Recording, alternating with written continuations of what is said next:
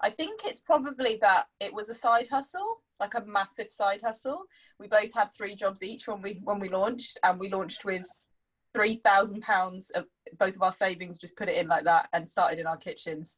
It was a huge grind, huge side hustle, but kind of went transitioned into a full hustle quite quickly. That's amazing. That's honestly, that's one of the reasons why I think the story of your business together is so fascinating, because that is everyone's dream. You know, it's everyone's dream to have a side hustle that is so much more successful than they ever dreamed, and then becomes Yeah. you. Yeah.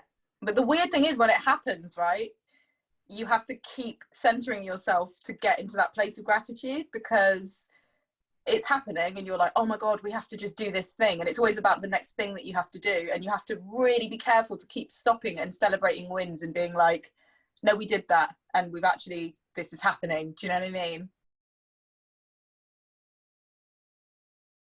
Like, she's 100% the reason why stuff has happened the way it's happened, because she has no chill. She's got one speed, which is sprinting.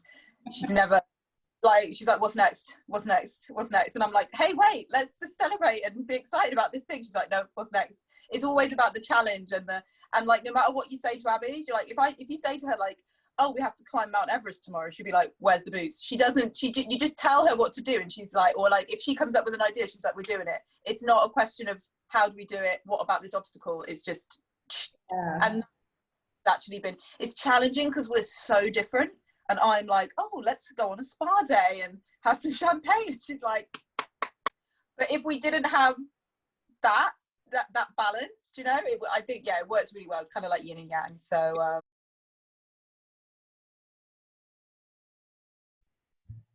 yeah, I think that was kind of challenging, being a small business when you start out, like really figuring out, you know, finding your suppliers and getting them on board from the get-go, and really getting right down to the brass tacks of it, and being really particular about where things are coming from. That was challenging, but we agreed that like it's more important to have that in place and maybe have a slightly higher price point and actually know those suppliers on a face-to-face basis.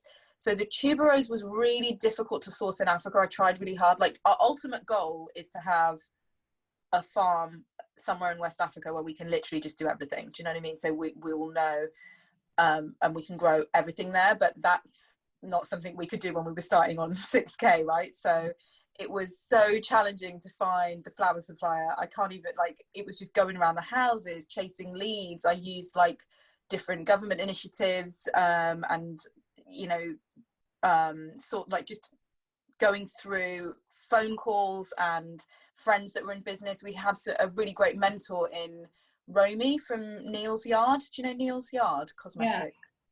Yeah. So we actually went to school with her daughter, which I didn't realise, but Abby was friends with her daughter. And when we were setting up, she was like, yeah, cool, I'll talk to you. And she gave us loads of amazing contacts, really fascinating insight.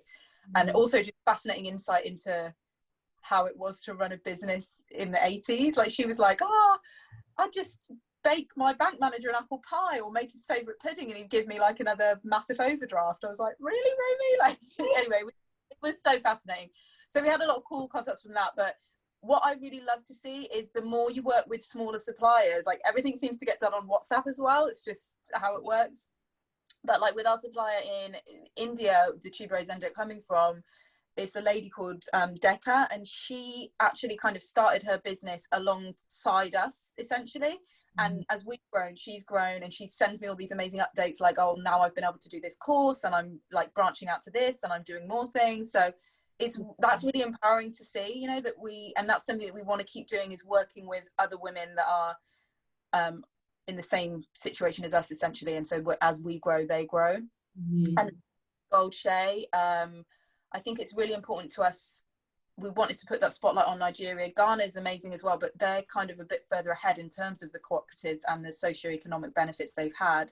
Nigeria still has quite a destructive past in terms of trade routes. You know, it's very much oil or something that's it's not a healthy trade route, and it's not something that people think about when they think about like luxurious products. But that's something that we also want to shift, and we want to also keep working and showing people that those wellness things, and if you can start those agricultural journeys now, the benefit to the wellness industry 10-20 years from now could be absolutely phenomenal. So that's something we're really excited about.